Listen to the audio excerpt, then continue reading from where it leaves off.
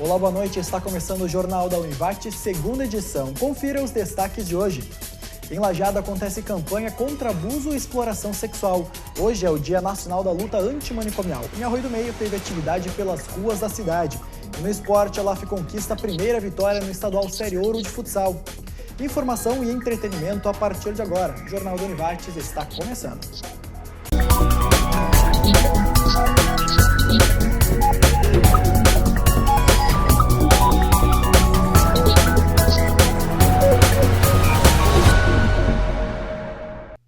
Patinação artística ganha incentivo em Lajeado. A Câmara de Vereadores da cidade aprovou na sessão de ontem a abertura de crédito especial de R$ 365 mil de verba que vem do Ministério do Esporte, com contrapartida de R$ 64 mil do município para um projeto social. O dinheiro vai servir para a construção de um centro de treinamento de patinação artística. Já a Prefeitura de Lajeado entrou com um pedido de liminar na Justiça para garantir a liberação dos recursos do PAC, usados na pavimentação de ruas da cidade. O Ministério Público faz análise do pedido, que deve seguir na Justiça Comum. Já o Ministério Público Federal também prepara uma ação contra o Executivo, reforçando a acusação de sobrepreço na obra. O recurso está bloqueado há 4 meses. Hoje é o Dia Nacional da Luta Antimanicomial. Em Arroio do Meio teve atividade nas ruas para conscientizar a população e também inserir os pacientes do serviço de saúde mental na sociedade. Passos lentos em busca da igualdade e respeito. Usuários e trabalhadores do Serviço de Saúde Mental do Hospital São José de Arroio do Meio foram para a rua participar da terceira Caminhada Louca de Boa. Por muito tempo, a loucura era escondida, ela era guardada, ela era estigmatizada, fechada nos manicômios. E hoje em dia a gente entende que a gente precisa vir para a rua, porque todos merecemos um cuidado. A loucura a gente quer desmistificar essa ideia, porque todos nós podemos adoecer, todos nós podemos ter um problema mental, um sofrimento, e por isso que a gente vem para a rua, para mostrar que não, a gente pode sim viver em sociedade, as pessoas podem conviver juntos, o diferente é só diferente, eu não preciso estranhar, eu não preciso fugir dele, eu posso conviver. No Dia Nacional da Luta Antimanicomial, o recado dessas pessoas era um só: fim aos manicômios. Fim, a nossa luta é contínua e hoje, dia 18, é com muito orgulho que participamos da terceira caminhada para que nunca seja esquecida. Fins aos manicômios. Entre os participantes não teve distinção entre quem era paciente e quem era profissional da área da saúde. Equipes de saúde, usuários dos serviços, pessoas que simpatizam com a causa, de vários municípios aqui da região, Arroio do Meio, Capitão, Travesseiro, Encantado. O tratamento é esse. Ninguém sabe quem é profissional aqui. Os nossos pacientes estão misturados com os demais, porque saúde mental é isso, sem estigmas, sem rótulos, sem segregação. Sábado tem reunião com as famílias beneficiadas com os apartamentos dos residenciais Novo Tempo 1 e 2 do programa Minha Casa Minha Vida em Lajeado. A atividade começa às 1h30 da tarde no ginásio Nelson Branquier. A seguir a gente fala sobre prevenção ao abuso e exploração sexual de crianças. Nós já voltamos.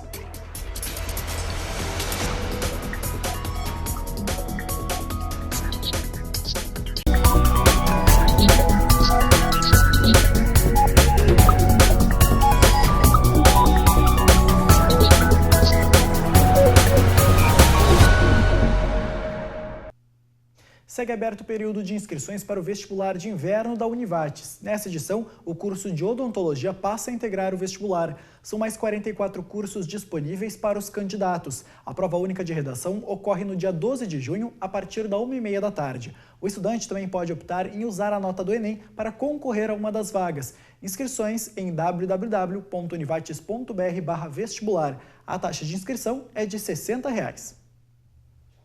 Amanhã tem lançamento oficial da 20ª Feira Industrial, Comercial e de Serviços do Vale do Taquari, a Expo Vale 2016. Há 6 meses do evento, a data serve para reunir expositores, patrocinadores, autoridades e imprensa e também anunciar algumas novidades desse ano. A cerimônia ocorre às 8h da noite no Salão Panorâmico do Clube Tira e Caça. A Expo Vale 2016 marca as 20 edições realizadas desde 1983.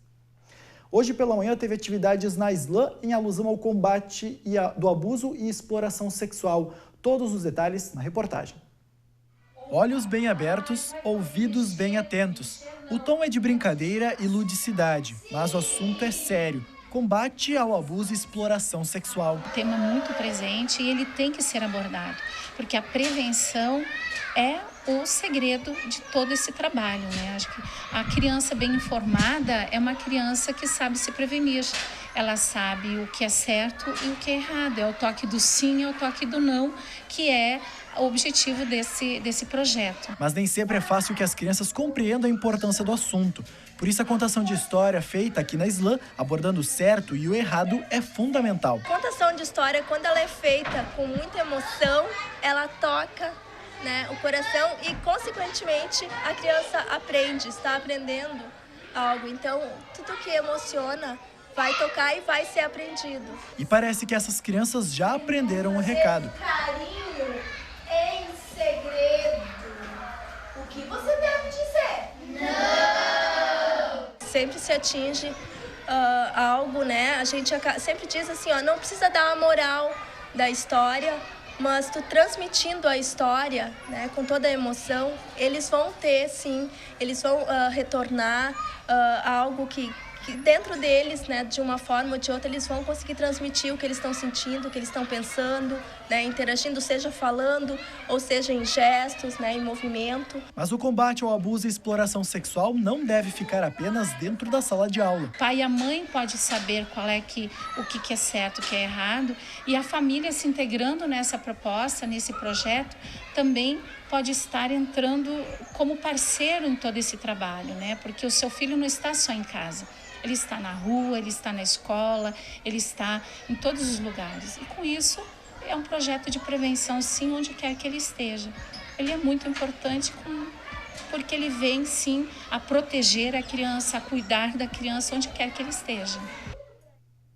Agora o assunto é educação pública. A Secretaria de Educação de Estrela recebe até 25 de maio inscrições para cadastro reserva para o cargo de professor de língua portuguesa. As inscrições podem ser feitas na secretaria, que fica na Rua Pinheiro Machado, número 343, no centro da cidade.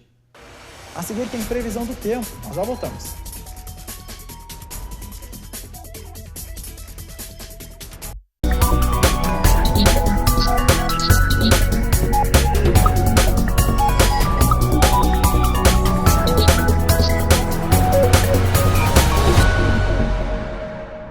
A terceira fase de implantação do sistema online de carteira do trabalho e previdência social impede o encaminhamento de solicitações do documento a partir de hoje até 7 de junho. A mudança é determinada pelo Ministério do Trabalho e Previdência Social. A suspensão temporária compreende 171 agências do Cine do Rio Grande do Sul, incluindo a sede de Lajeado. A retirada dos documentos já emitidos segue normalmente. Também é mantida a prestação dos demais serviços do Cine, como intermediação de mão de obra e encaminhamento de seguro-desemprego.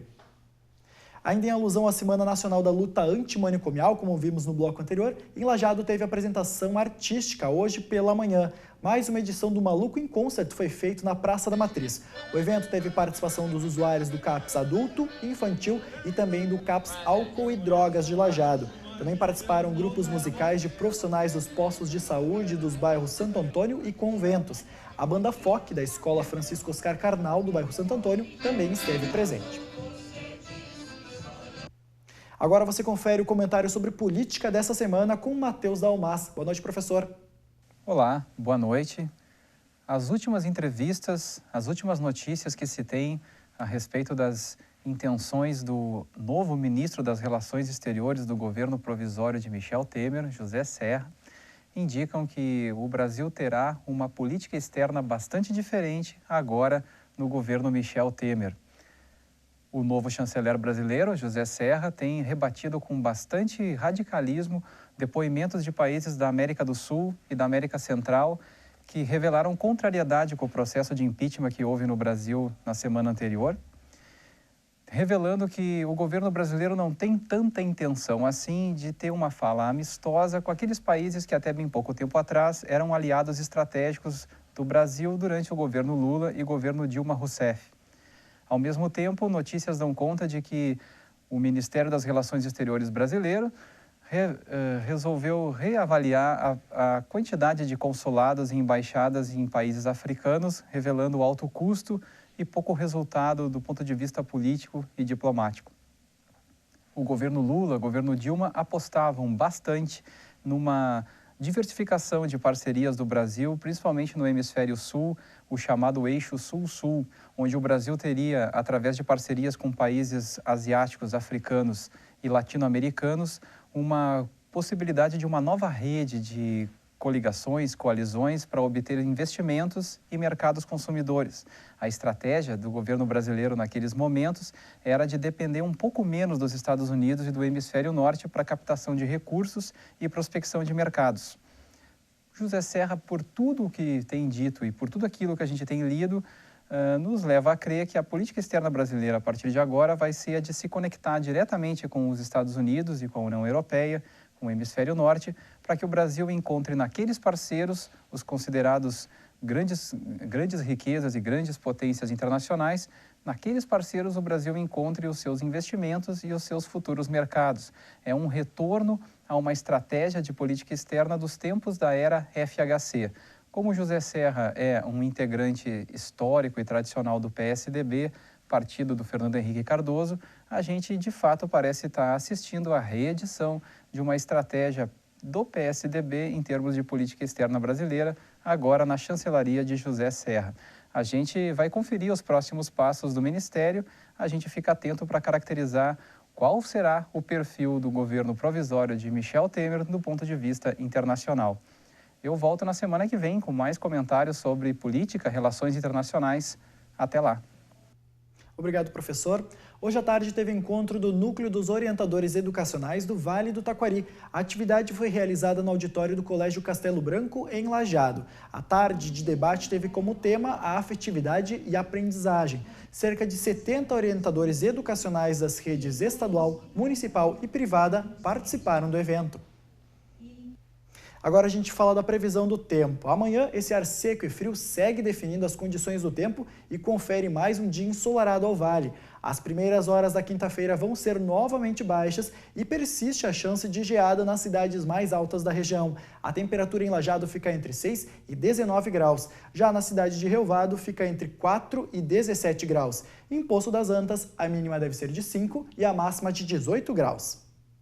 A seguir tem esporte aqui no Jornal da Univates, então já voltamos.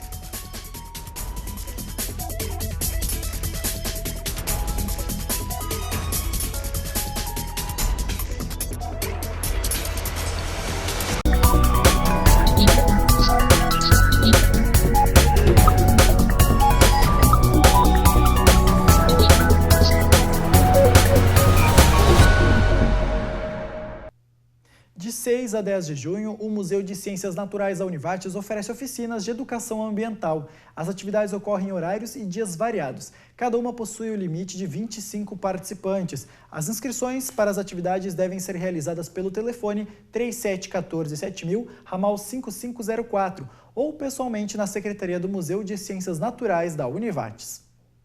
Em busca da primeira vitória da temporada, a ALAF recebeu em casa a equipe do Ibirubá pelo estadual Série Ouro, jogo para afastar a má fase. Noite fria, mais ou menos 7 graus. Partida no Complexo Esportivo da Univates. Já no início, o Marcelo Giba passa e batalha a lança para Rafinha, que não alcança. E a noite estava fria mesmo, tanto que além da manga longa, o Lopes estava até de luvas. E o jogador, que parecia com frio, não foi apático. Esquentou o jogo, marcando o primeiro da ALAF.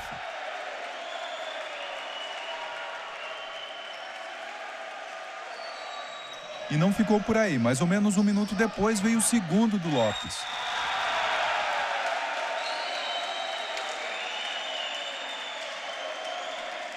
Mas Ibirubá não se acomodou, o time veio para cima, mas a bola foi desviada para fora.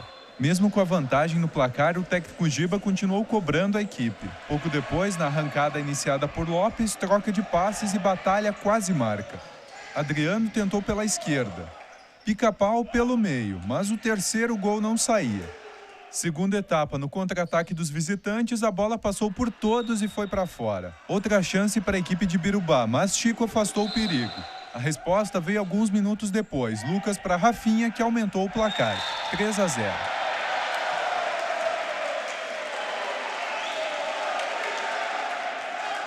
Tentando a virada, Ibirubá colocou o goleiro Linha e deu resultado, 2 gols em menos de 1 minuto.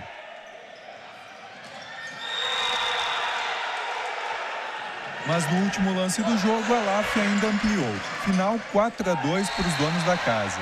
A próxima partida da LAF pelo Estadual Série Ouro é dia 8 de junho contra o Bento Futsal em casa. O Jornal da Univates de hoje fica por aqui. Eu volto amanhã às 6h30 da noite. Obrigado pela sua companhia e uma boa noite.